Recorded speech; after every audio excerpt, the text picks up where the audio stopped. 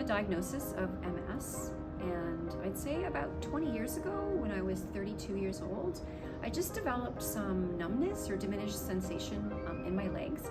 Didn't really think much of it at that time because I was young and invincible, but I was teaching with a volunteer at that time whose wife had MS.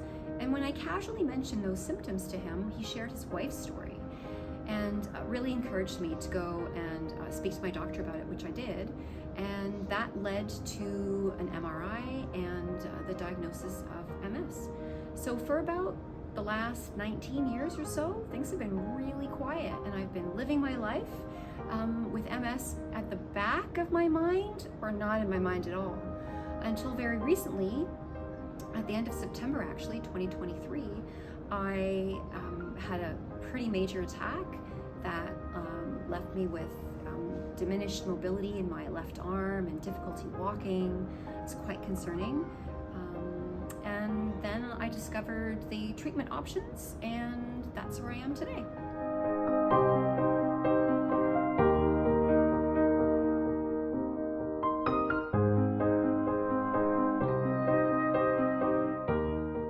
Well, it was about 2 weeks before my son was born, back in 2012.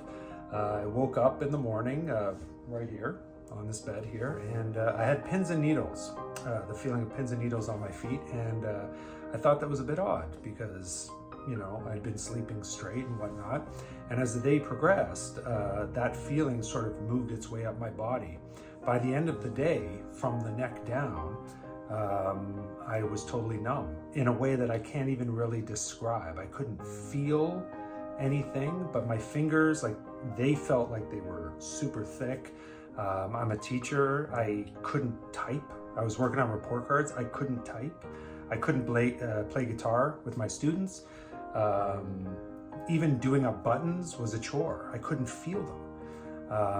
And that lasted for significant, I would say 4 or 5 months.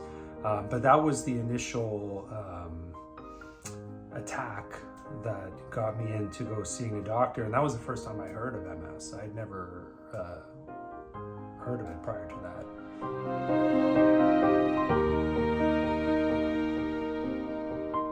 So a typical day for me, I'm lucky in the sense that I have relapse and remitting MS, and mine, I've had it for over a decade since my diagnosis.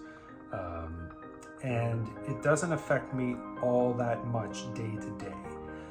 But it does poke its head out every so often. If I don't get enough sleep, I get this weird feeling, almost like I'm wearing like a rubber glove, and I can feel this sensation around my wrist. When it's hot, I tend to get vertigo. And I don't necessarily mean hot, I mean when my body temperature goes up. So if we have like one hot day, that's fine. But if we have a sustained heat wave in the summer, I start to get really fatigued, dizzy. And then I did have a relapse back in 2019 where I woke up and my right eye had sort of foggy vision, if I can say that. And basically the only way I can describe it is that there was this sort of like wave in between my vision and my right eye, and everything above the wave was totally fine. Everything below the wave was like a light gray, and there was no detail.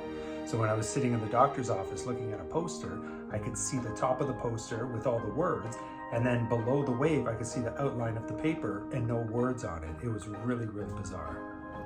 So a typical day for me today, I'm really happy to say, is waking up at 5 a.m., having a workout on my elliptical machine with my weights, then driving into school and spending the day with 20 energetic, amazing 6 and 7-year-olds teaching grade 1, and then off back home to deal with my 2 twin teenagers and all their excitement, getting ready for the next day, spending time with friends, being in my garden. Right now, I'm living a really full life, which is fantastic.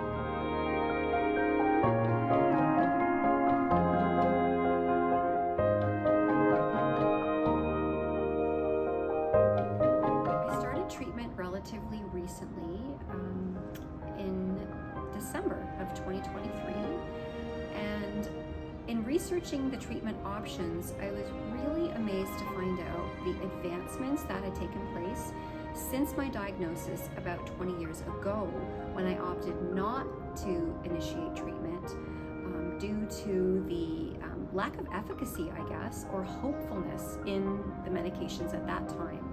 So currently it was refreshing to find out that some of the medications offered today have strong efficacy and minor side effects, so that I could live my life with confidence and the security that the medication is working behind the scenes to keep me active and being able to live my life to the fullest.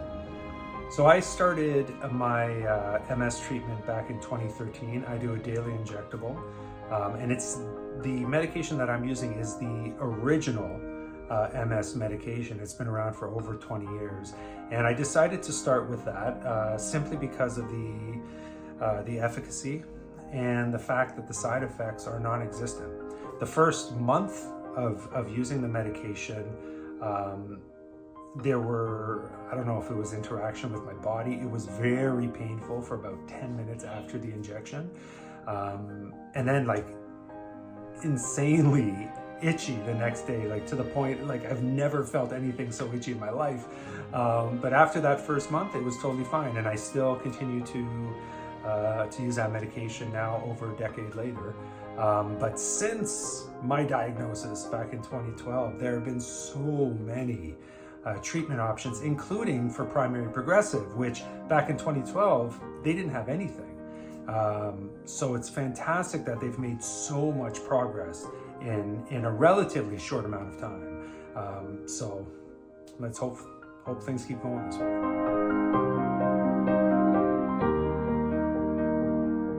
So long term, I'm obviously hoping that they will come up with a cure for MS.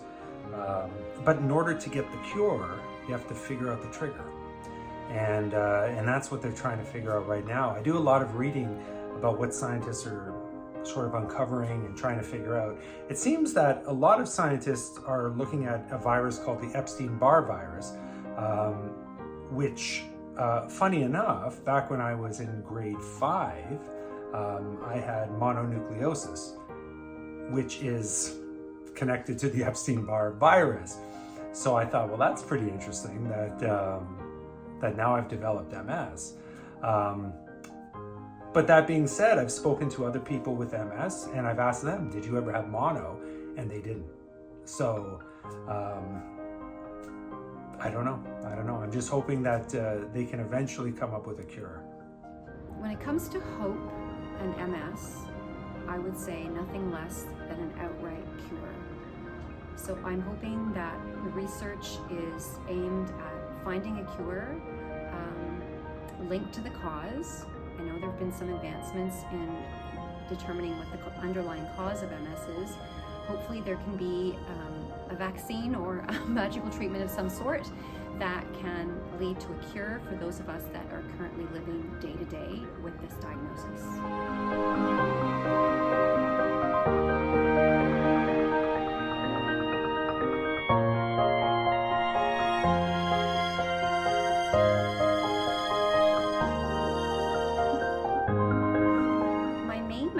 For others out there that are also living with MS is to stay hopeful and stay strong.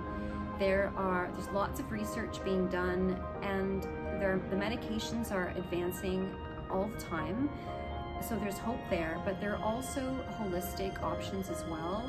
A lot of research has been put into anti-inflammatory diets that can really help to also keep the diagnosis at bay. There are lots of anti-inflammatory supplements and other care professionals such as naturopaths and physiotherapists that can be part of your team to help you keep living your best life.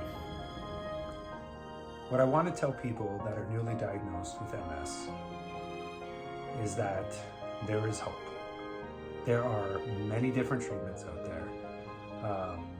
There are ways to manage the disease. It doesn't have to be this downward spiral. There are ways to manage it. There are treatment options, even with primary progressive. I think that's the big thing. For me, when I was first diagnosed, I felt like there was nothing I could do. And once I sort of changed my mindset and stopped reading about what it can do to me, and I started looking at what can I do to it, what can I do to fight back, that's what changed. And that's what put me on a more positive trajectory. So that's what I would say to everyone newly diagnosed is keep hope and focus on what you can do to combat MS.